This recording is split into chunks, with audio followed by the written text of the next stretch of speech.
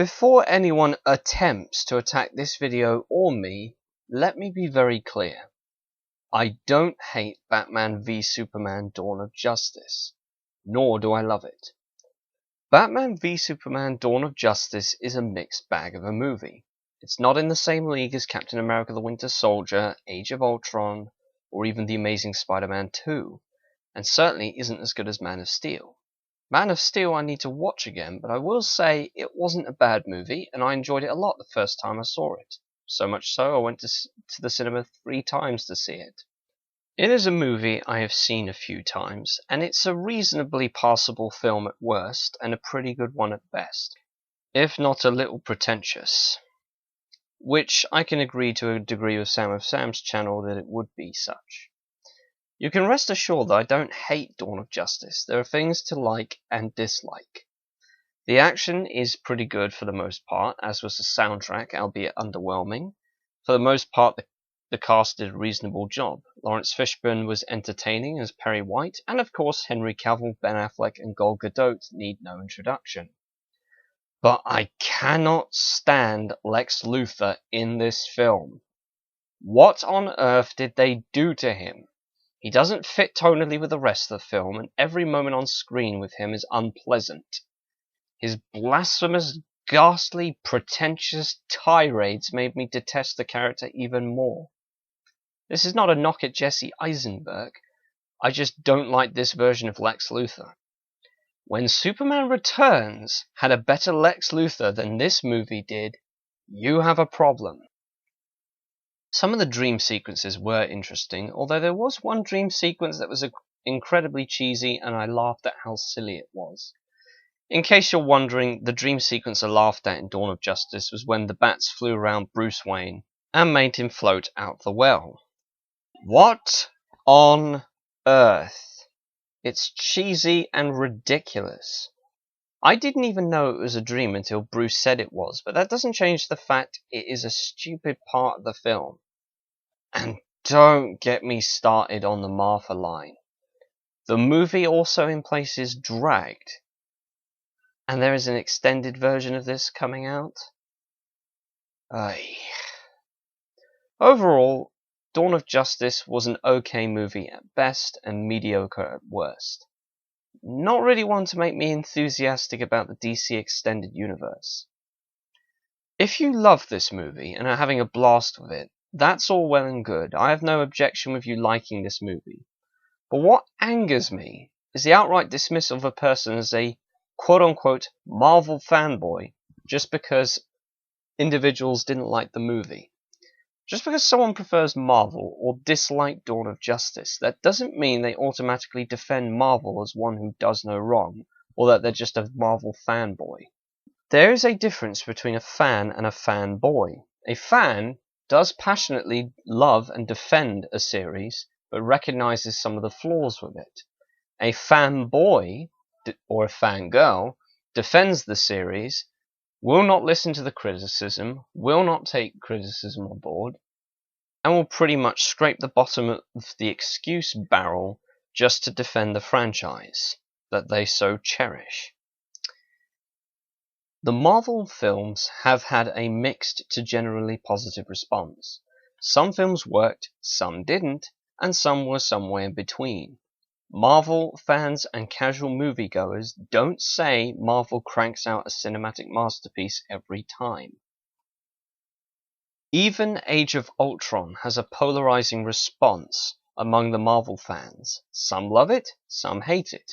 I myself thought it was better than the first Avengers, and the second best of the Marvel Cinematic Universe, albeit a little overstuffed.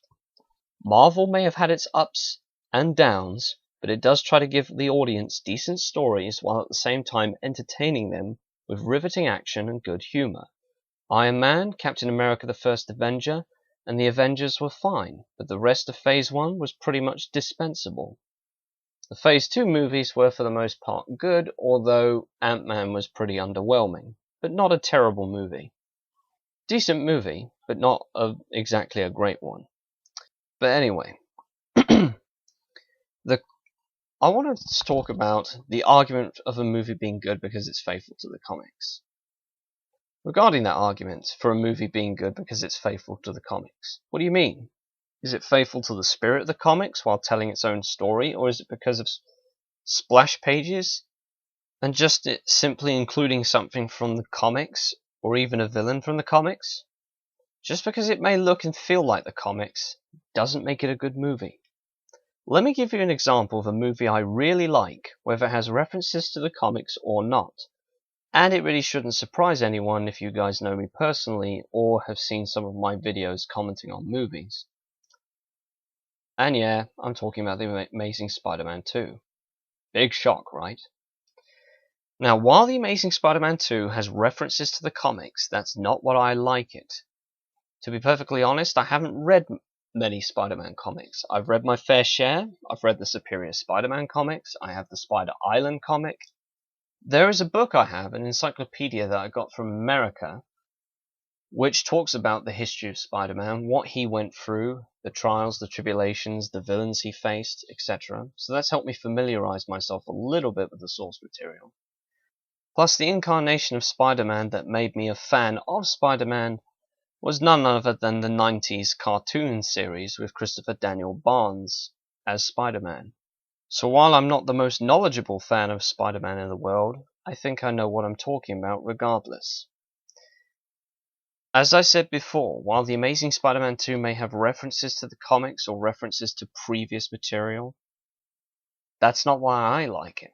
There are many factors that make The Amazing Spider-Man 2 good despite how overstuffed it was and despite any imperfect implementation. Here are a few examples of the good that most people overlook in the film. First, Peter and Harry's relationship was genuine and well handled, with Garfield and DeHaan's chemistry making the friendship work, despite the fact a flashback or some extra information should have been provided to reinforce that point. Second, Max Dillon, while in practice his backstory is good, its implementation made him come across as awkward and also hard to sympathize with. His backstory in principle was a man who most have treated poorly his whole life. He received no credit for his hard work, he is seen as a joke by his work colleagues, his family presumably see him as a failure, and his interaction with Spider-Man is an overwhelming experience, a celebrity taking notice of a nobody like him. This adoration is so high that due to a misunderstanding and unfortunate firing from a sniper, Electro hates Spider-Man because he believed that Spider-Man set him up to be embarrassed just like everyone who humiliated him. He perceived Spider-Man to be no different from those who scorned him throughout his life, and this is the straw that breaks the camel's back. Granted, Electro was not handled flawlessly, but there was an effort on the part of the writers to give some dimension to him. The idea was great, but had lackluster execution. Third, Harry's turn to the dark side was also handled well. Harry is dying from a disease in the film. His father never cared for him. He turns to Spider-Man for help, asking that he donate his blood, getting turned down in the process, and of course his own employees stab him in the back and remove him from office. This in turn causes Harry, in desperation, to break Electro out, get into Oscorp and take the spider venom, putting it into his bloodstream, and being turned into Green Goblin in the process. His body pretty much is ravaged and disfigured. I can only assume that the spider venom, as well as the events that transpired, turned Harry insane. Thus he would conclude that Peter betrayed him, and he wouldn't listen to Peter trying to reason with him. Yes, The Amazing Spider-Man 2 has its faults, but it's hardly the worst comic book film ever made. And it's hardly even the worst Spider-Man film ever made. And even saying that Spider-Man 3 is the worst, it's still not that terrible, just incredibly problematic. The point is, I can bring up legitimate reasons for why I think The Amazing Spider-Man 2 is a good movie, and I do acknowledge that the film needed parts to either be ironed out, or overhauled, or possibly saved for another installment. But I don't say it's a good movie just because it has references to the comics, or is a comic book ported to the big screen. The Dark Knight trilogy may have deviances from the original source material, but that doesn't make it automatically bad. Ra's al Ghul, or Ra's al Ghul if you want to go for the comic book pronunciation, did not have the Lazarus Pit to make himself immortal in the Dark Knight trilogy. His immortality was not present literally, it was present symbolically. His immortality is meant to be symbolic in the Nolan films. The Dark Knight trilogy explores ideologies of the characters. Even in the second film, the Joker is challenging the ideologies of Batman and Harvey Dent. The Joker does not see a distinction between the criminals of Gotham or the police and sees himself as the other side of Batman, even saying to Batman that when the chips are down, civilized people eat each other. The ideologies of the characters are challenges.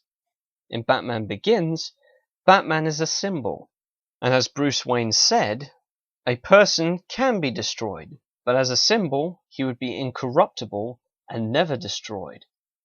Ra's al Ghul is similar.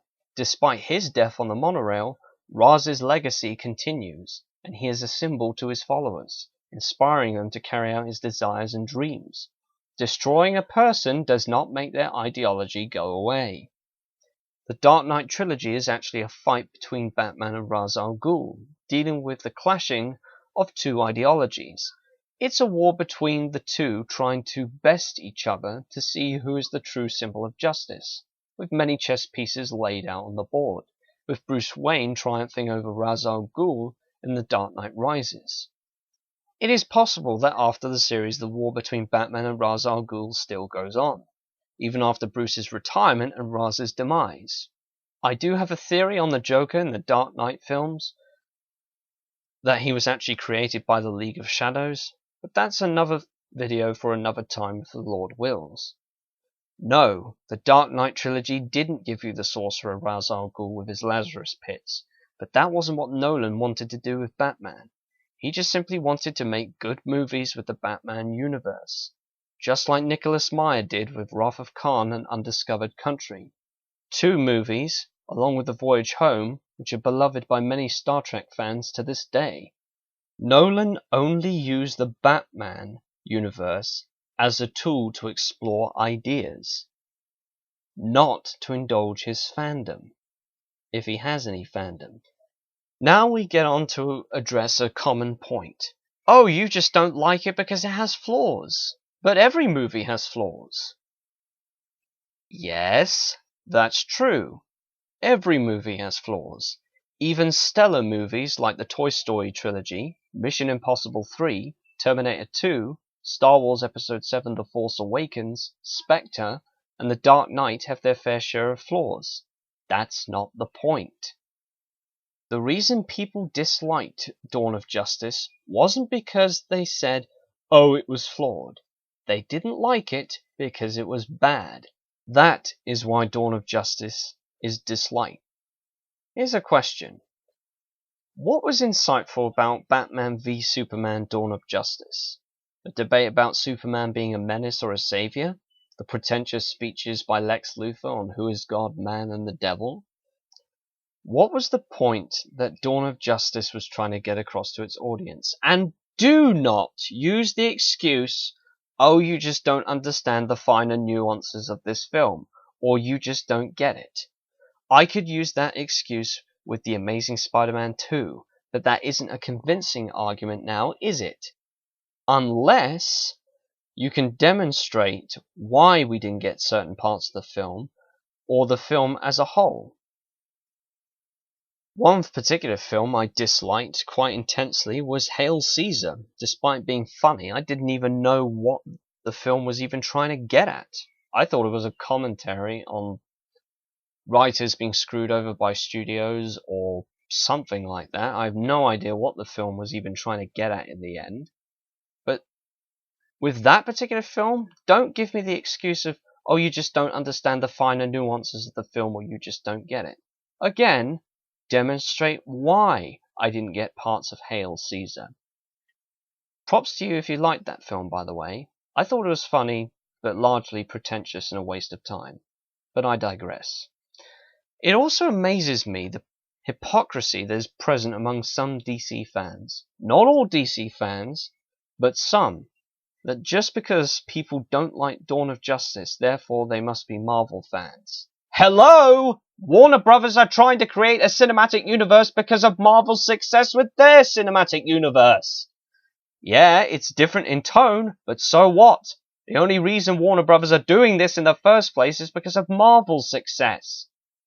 And before you bring it up, I am aware of plans for a cinematic universe franchise for DC in the past. Namely, Superman Lives was intended to be part of a cinematic universe franchise with the Burton Schumacher films. And of course the second attempt was with Green Lantern in 2011. But those two cases are just a red herring. Studios are only attempting cinematic universe projects now because of how well it's gone with Marvel. Marvel dipped their toes into the water, so to speak, and tested if a cinematic universe could be pulled off. Star Trek and other franchises had cinematic universes beforehand, but they didn't popularize it. Marvel may not have been the first to create a cinematic universe, but they have popularized that method. Why do you think Star Wars is being extended into a cinematic universe now? It's already got the 2 sequels to The Force Awakens and 3 spin-offs planned. Unless at some point the plans get reshuffled depending on how successful Rogue One is. Who knows? We'll just have to wait and see. We can never really predict that with most movies these days. But back on topic. If Batman v Superman Dawn of Justice, as well as Terminator Genesis and The Amazing Spider-Man 2 are indicators of anything, it's that trying to construct a cinematic universe franchise and use a single film as a launch vehicle for one is folly. And that's what Dawn of Justice tried to do. It pretty much said to the audience, you want it, we got it, a cinematic universe is coming. Here is the reason why Marvel can get away with the release dates that they have. The reason they can get away with release dates 5 years into the future, possibly 10 years, depending on how long this franchise is going to go on for, is because they already have an established franchise, and they built their franchise slowly. Iron Man was first and foremost a good film, with a hint at a sequel.